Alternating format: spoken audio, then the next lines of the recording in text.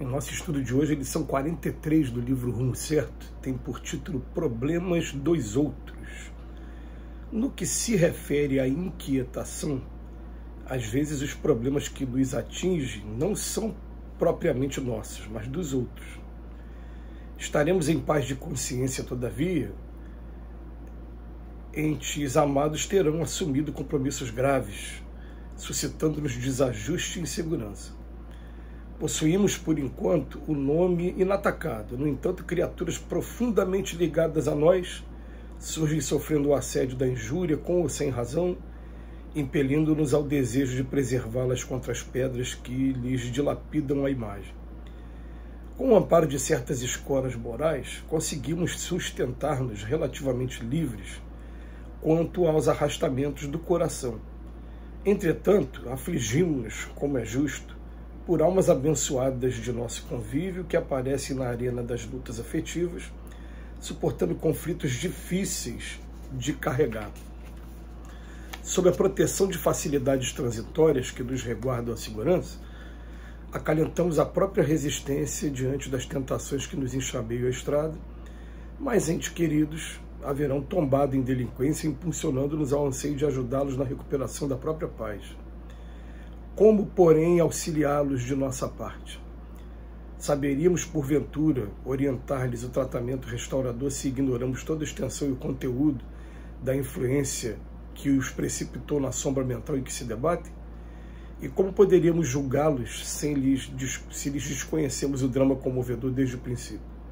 Seria desumano golpear a ferida sob o pretexto de socorrer o doente, e não seria lógico traçar diretrizes em territórios acerca dos quais não possuímos ainda qualquer experiência. Ante os problemas daqueles que nos rodeiam, contudo, podemos ouvi-los com paciência e caridade, doando-lhes esperança e consolo. E, acima de tudo, cabe-nos recordar que a luz da divina providência está em nós tanto quanto neles, e que, por isso mesmo, o máximo auxílio que nos será lícito prestar-lhes será sempre respeitar-lhes as escolhas e decisões, orando por eles e rogando a mesma providência divina os guie e esclareça, ampare e ilumine, reconhecendo que no mínimo, no íntimo das próprias vidas, são todos eles tão livres e responsáveis diante de Deus quanto nós. A gente, embaixo de uma influência muito salutar dos espíritos, fazendo um estudo, veio por intuição para a gente as etapas que a gente vive evolutiva.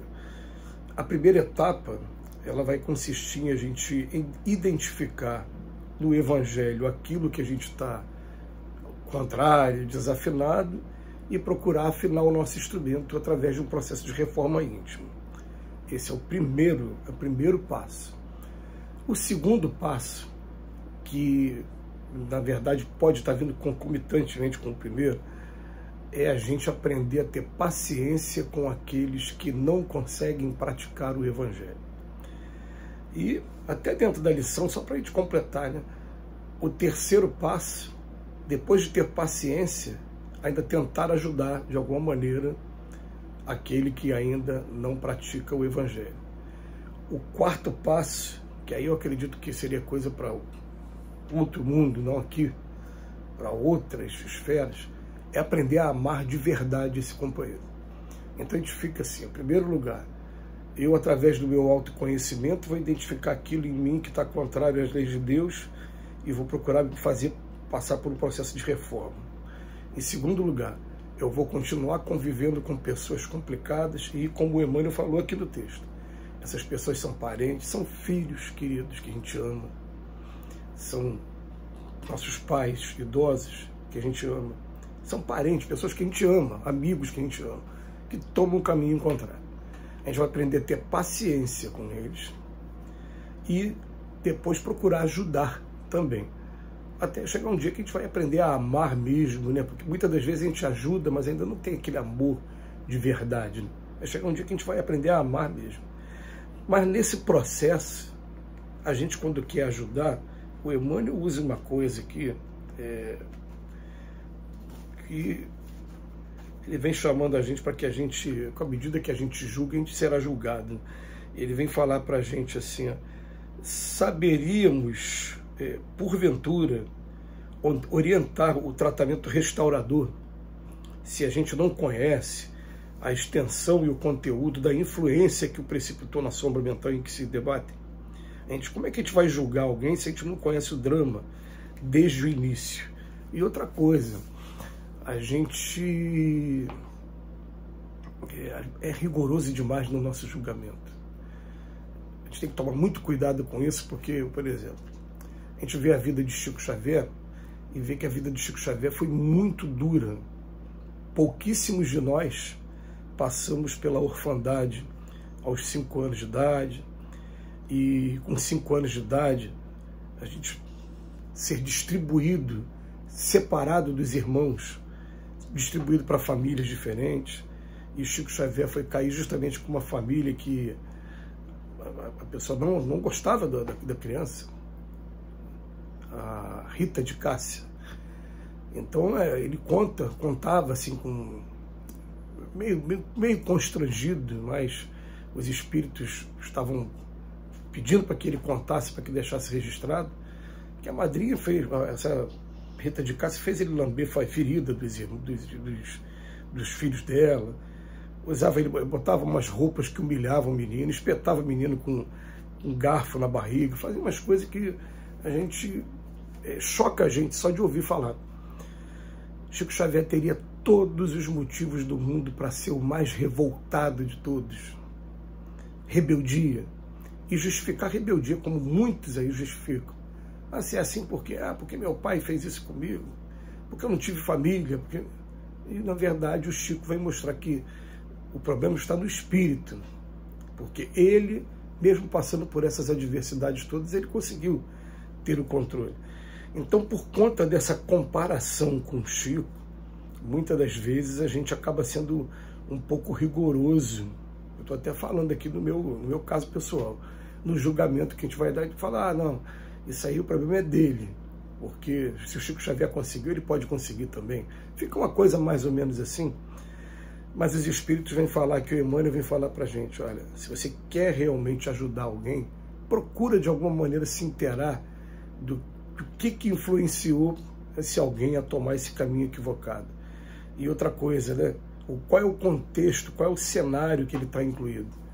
Porque o Emmanuel não cansa de chamar a nossa atenção de que muitas das vezes, por trás de uma queda, a gente vai encontrar uma resistência muito grande anterior. A pessoa, né, essa resistência não é levada em consideração. Eles falam assim, a pessoa teve a tentação 80 vezes e resistiu, caiu na 81ª, ela fica marcada pelo dia que ela caiu. As pessoas não vão levar em consideração o esforço que ele está fazendo de conter, de domar suas más inclinações, como diz lá o Espírito de Verdade, com o reconhecimento do verdadeiro Espírito. Ele está se esforçando, mas o dia que ele cai, não é permitido isso, ele acaba sendo julgado de uma maneira mais rígida. E, na verdade, vai fazer parte do nosso processo de aprendizado a gente aprender a desenvolver, em primeiro lugar, paciência com as pessoas, em segundo lugar, a gente procurar colaboração de alguma maneira, e em terceiro, vai chegar o dia sublime que a gente vai amar de verdade, a gente vai olhar para cada um, vai entender por que ele está assim. Aí ele está assim como Cristo olhava, né?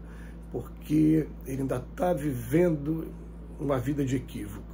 E quando a pessoa vier conversar com a gente, olha, o sofrimento que você está passando está sendo por isso, mas aí está nas tuas mãos, você que tem que mudar esse comportamento. Enquanto você não mudar esse comportamento, você não vai ter ainda a consciência tranquila e uma vida tranquila. Então o Emmanuel, ele teve o cuidado de pegar uma lição para falar só das pessoas que estão convivendo com a gente e o cuidado que a gente tem que ter com essas pessoas.